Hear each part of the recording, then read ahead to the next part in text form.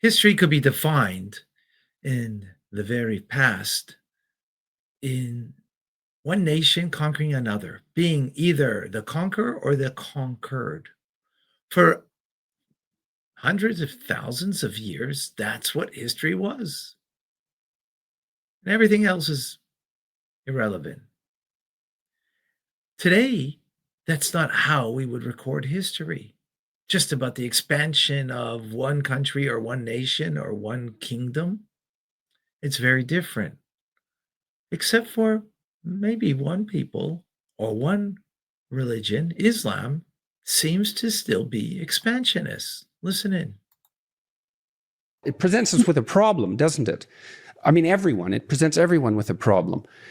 And the problem is, well, for example, the problem is reconciling the idea of turning the other cheek with the idea of a just war, a defensive war, or an expansive war for that matter. And of course that issue is relevant to Islam because Islam exploded outward and produced the biggest empire the world had ever seen in the space of a few short centuries. Yeah, but Dr. Jordan Peterson. So then you ask, well, what's the spirit? What is the spirit that animated that? And is that attributable to the Islamic doctrines themselves? Yes, I don't know the answer to that. No, let me tell you the answer to that, okay? And this is what I want to tell you conclusively, and this will help build bridges, honestly, because we can maintain the warlord thesis, we can maintain the expansionist thesis, but here's what I'll tell you. Islam has a capability to be expansive, and it also has a capability of making peace treaties. And it does, and it should do whatever's in its best interest, just like every country should do whatever's in its best interest. In the pre-modern world, we did not, I think this is highly anachronistic. In the pre-modern world, there was no such thing as the UN. It was a realist international relations framework whereby everybody was fighting everyone. The Roman Empire didn't care about it didn't care about you, quite frankly. It was expanding itself. The Persian Empire was expanding itself, and the Arabian Peninsula was in between both. And so it could have either been swallowed by those two other empires, or it could decide to, in fact, we will impose our government on them before they impose it on us. And it decided the former rather than the latter. It decided to expand. And in fact, the Prophet, in his weakest of times, he predicted that would happen. You know, there was one war in particular where they were starving, and it's called Khandaq, and he hit a rock and he said, Futihat Rum, the Roman Empire has been conquered. He hit a rock again, he said, Futihat Faris, that the Persian Empire has been conquered. And then he knocked the rock again, he said this in his weakest moment, he said that the Yemen has been conquered. I see that the expansion of the Islamic Empire is a proof for Islam. And you know, it's not just me, even historians say this. Barnaby Rogerson, he said the fact that Islam spread to the Roman Empire and the Persian Empire is equivalent to is equivalent to Eskimos taking over Russia and America. I believe it's miraculous, if anything, that this happened. But I don't think it's unjustifiable. I think actually, Jordan Peterson, to be then completely why honest did with it you, stop at Europe's borders, so to speak? If it was a miraculous expansion, yeah, it stopped out because of it wasn't successful there. It wasn't. It stopped where it couldn't go further.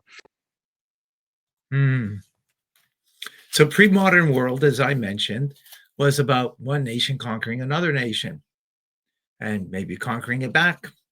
Expansion, didn't care about anybody else. But that's pre-modern world. Today, we live in a different world. Now, for whatever reason, I think the spiritual reason is because we're actually moving forward in history. We're not going backwards.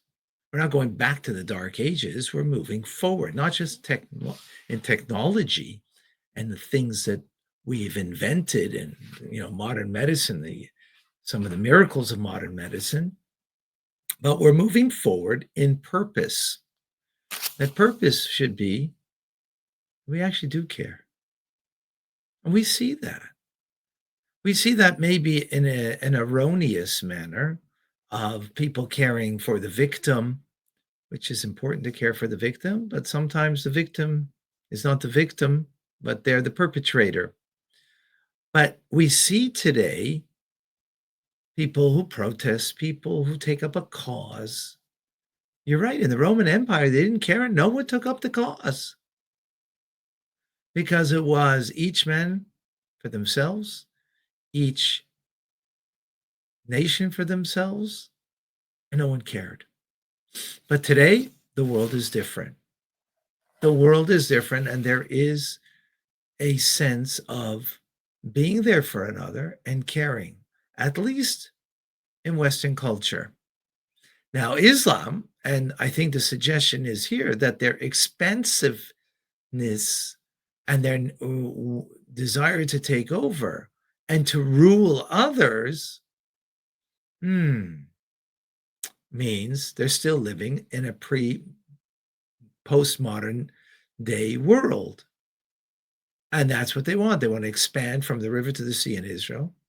They want to take over Europe, right? Now, that's not the individual Muslim, individual, but Islam as a faith and a religion, as the teachings themselves, that's their goal, which is important to appreciate.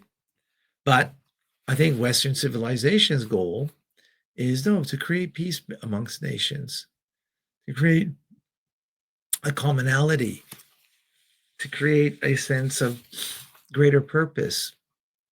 I believe that's, United States of America in particular is unique in that manner, as in God we trust, as it is on their very money, as freedoms that they give to all people, that anybody is free to worship any manner that they want and choose the life that they want. That's the world moving forward.